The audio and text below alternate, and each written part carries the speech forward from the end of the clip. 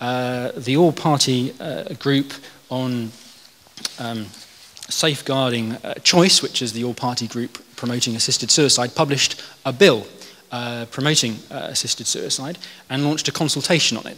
So it's in some ways opportune that we're gathered here today because we can reflect on that development. I have a copy of the bill here, and we've got some briefings at the back on what is in the bill. I perhaps should just say one comment on the content of the bill, which is that the Faulkner Commission made great emphasis of the fact that safeguards were really important. But one of the interesting things about the bill is that it doesn't provide safeguards. It says they should all be provided for in codes of practice and not on the face of the legislation, which isn't very much of a reassurance and doesn't really suggest that they're that serious, I don't think, about safeguards. But anyway, enough of that. We're delighted to be joined this morning by Fiona Bruce, who's the Member of Parliament for Congleton, who's going to kick things off for us this morning. The purpose of this hour is really to think about how we connect with our MPs. We're aware that going to see your MP can be a daunting experience, and that people like to go in with knowing they've got something coherent and sensible to say. And so this session is really about helping people prepare for that. And then just to give you an overview of the day as a whole, so you know where we're headed for, at 11 o'clock, events, happenings here will cease. The room will be open all day until 4 o'clock, serving coffees and teas. But the idea is that between 11 o'clock and 2 o'clock, you're released to go and see your Member of Parliament, to exercise your right. Anyone can turn up in Westminster and who's a constituent of their MP and ask to see their MP. We have encouraged you in advance to contact your MP so you don't turn up out of the blue, although it is your constitutional right to turn up out of the blue. And we'd certainly encourage you to do that if you haven't got in touch in advance. If you can't see them today, then we would really emphasise the importance of going to see them sometime very soon, certainly before the summer recess. As well as Fiona, we're joined by Dr. Peter Saunders, who is the campaigns director, that's right, isn't it, of CNK, and head of CMF, and he will be presenting to us after Fiona. But without further ado, it's a great pleasure to hand over to Fiona, who has done some sterling work on this issue already this year, particularly on the 27th of March. But I won't steal her thunder. She might want to reflect on that in her comments. Fiona, thank you very much. Thank you. Thank you very much, Dan, and good morning, everyone. Very nice to have such welcoming words spoken to a politician. I have two teenage sons, and one of them continually reminds me of the origins of the definition of the word politician, which apparently come from poly, meaning many, and ticks, meaning blood-sucking creatures. Politics. I think that Dan has hit it on the head when he said, go and see your MP. And that really is the key. Nothing exercises an MP's mind like a voter. And particularly at a time like this when obviously we're starting to think about the next general election rather than the last one. And so meeting, seeing, writing to your Member of Parliament is something which will attract their attention. How to attract that attention is what we're talking about today, how to approach your Member of Parliament. The first thing I'd like to say is that MPs are just people like you, like me. I'm a mother of two boys. I came into politics because I looked at the world my two boys are growing up in, and I thought it could be so much better than this. And I have a choice. I can either stand on the sidelines or I can get involved and try and make a difference. And that's why I'm in politics, to try to make a difference. And I know I speak for many of my colleagues that they are too. And many of the politicians, certainly the 2010 intake, are actually very humble people, very connected. I'll just tell you a little story before I get into the meat of what I wanted to say. They're not at all like the cabinet minister of some time ago. On the day that this MP was made a cabinet minister, he went home to his wife and he said, "Darling, did you ever in your wildest dreams think I would become a cabinet minister?" And she looked at him and she said, "Honey, You never appear in my wildest dreams. Well, our wildest dream, certainly mine, is to ensure that life is respected in this country and in its legislation from its very start, from conception until its very natural end. And it's extremely important now, at this point in time, when we have a lobby which is working strategically to challenge that sanctity of life at the end of life, that we gear up and that we meet that challenge. And I believe that we can do, because apart from anything else, we have right on our side. Many of us, and I know that you wouldn't be here today if you didn't share my view, believe that it is wholly wrong for any life to be terminated before its natural end. Now, how to approach your MP? Well, as I say, really to do so as if you're going to see someone who lives in your community, works in your community, and therefore do so with very straightforward, plain language. This is an issue which, interestingly, has not exercised many MPs' minds in great detail. It's not a manifesto issue, it hasn't been. It's not something which has come up in Parliament. Until we had a debate in March on this issue, we hadn't debated this in the Commons for very many years. I think it's at least 15 years, Dan? Yes, not a major debate. There was a major debate in the Chamber of the House of Commons on the 27th of March. And so that was the first time that for many MPs, certainly those of the 2010 intake, that had had to actually consider their views on this issue. So you could be going to see a Member of Parliament who you might actually need to gently educate. And what I would suggest is that you, first of all, ring up the constituency office and ask to make a surgery appointment. It might be helpful if one or two of you went individually. I probably wouldn't go as a group. That can be a little bit threatening. But just one or two of you to go together. And take with you what you're wanting to say, the key points that you're wanting to say, just on maybe one printed sheet. Again, not more, because it's overload and it's too complicated, but just very simply. So the first thing that you might set out would be, you know, obviously the current legislation provides for the DPP to, in exceptional cases, make a decision not to prosecute. And those compassionate cases, you could say to your Member of Parliament, well, we all understand that there are such compassionate cases, and you'll probably find that within the MP's knowledge there will be an understanding of those from the media.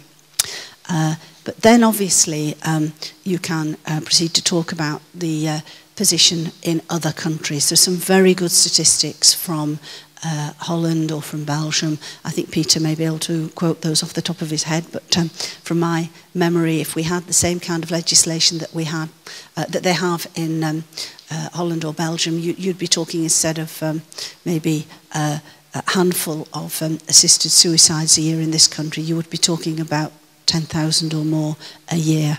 So what we don't want to do is to change the culture so that you open the door to assisted suicide, to euthanasia becoming culturally acceptable in this country. And one of the things that will, I think, ring in the minds of the MPs is that they don't want to see the elderly in this nation threatened and pressurised, or to have, and however few cases there might be, family members or others placing undue pressure on the elderly. And that will resonate because increasingly within Parliament there is an understanding that we have an ageing population, an increasing ageing population, and that we need to care for and respect our older generation. Only last week in Parliament there was a motion debated about calling for a minister for the elderly. And that was a very well-supported motion. So you almost need to ride on the undercurrents that there are now regarding supporting our older population.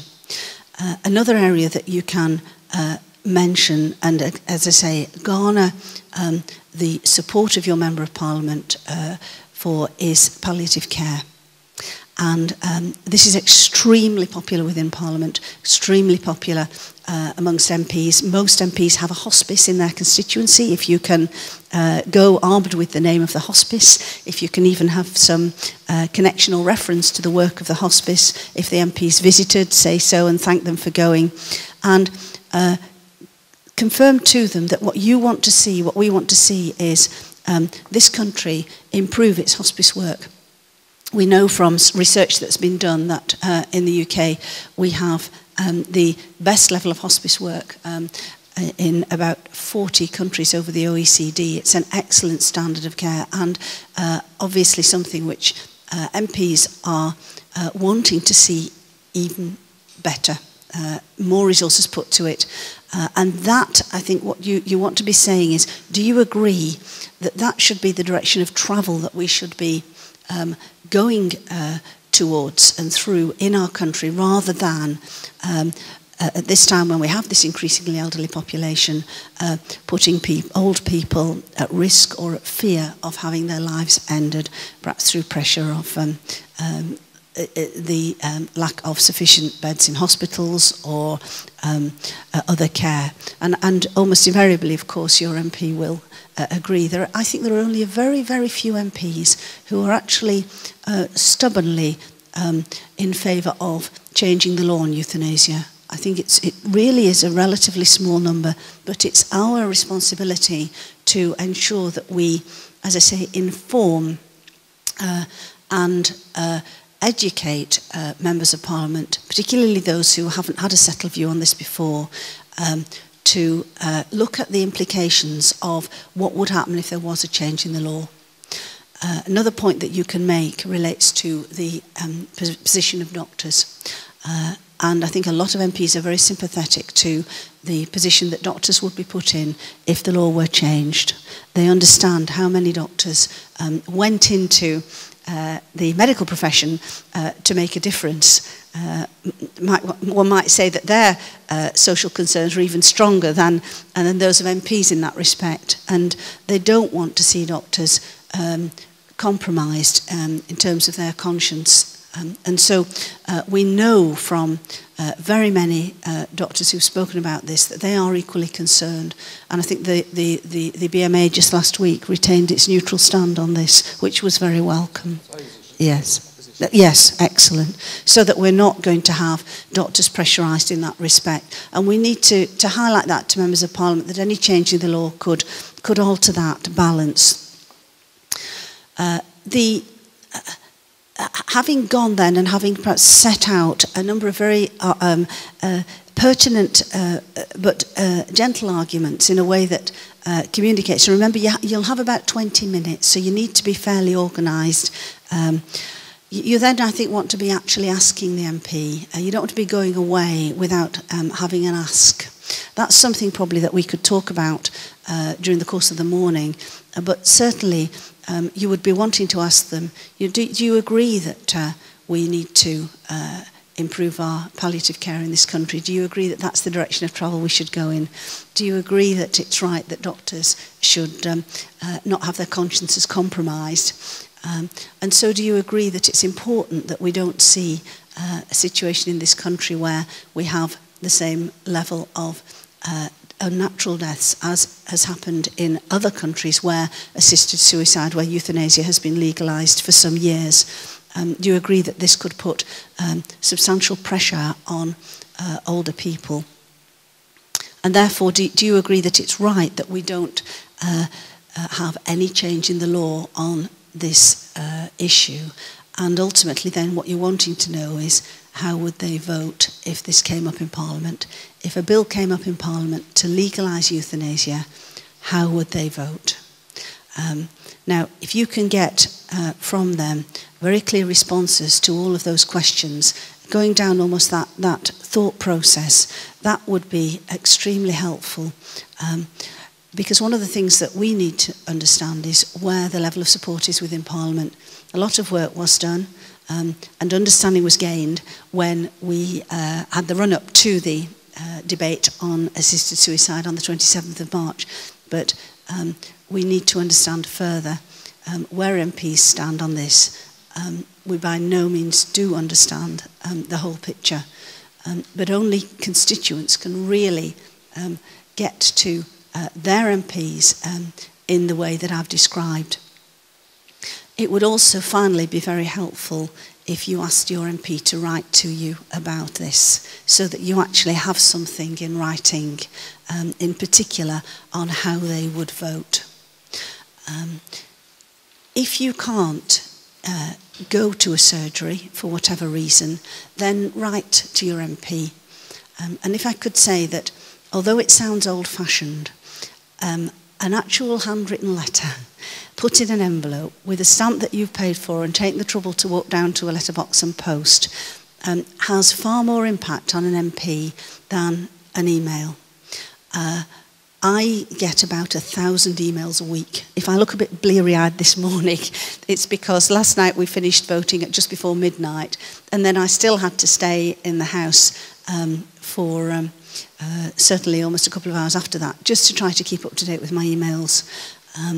And so an email, whilst eventually it will get to your MP, often, surprisingly, can take longer than a letter, and will certainly not have quite the same impact as the trouble you've taken to post a letter, and to do so as an individual.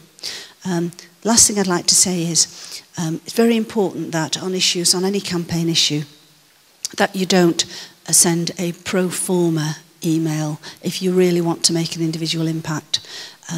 If you receive a suggested draft of an email to send, personalise it. Talk about either a personal experience that you've had, knowledge you have of someone, or your local hospice, as I say, but just make sure that you change the wording, because MPs have very good noses to sniff out when you've just pushed a button and regurgitated a standards email from a campaign lobby group, and it doesn't have quite the same impact. Having said that, as I said at the start, there really is nothing that will impact MPs' minds more than communication from their constituents. And I have no doubt that the issue of the forests, if you remember a few months back, the government changed the law on, or changed its proposals on the way that forests were going to be run and managed. I've no doubt at all that that happened because so many members of the public contacted their MPs. I think I had about 200 letters about forests, and I don't even have a forest in my constituency. But I was very clear that there was a huge swathe of opinion in my constituency which was opposed to any change in the way that our national forests were managed and run, and the protection that the public perceived that they would have, or rather wouldn't have.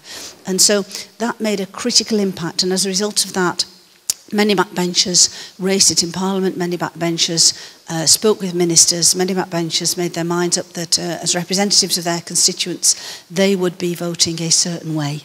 And so, as I say, there is nothing which exercises an MP's mind like communication from a voter, and I would suggest that you and as many people as you know within your constituency ask them to make contact with their MPs and to ensure that your views on this issue, which I believe are far more widely shared by members of the public than we realise, are communicated to your members of Parliament over the coming weeks and months. Thank you very much.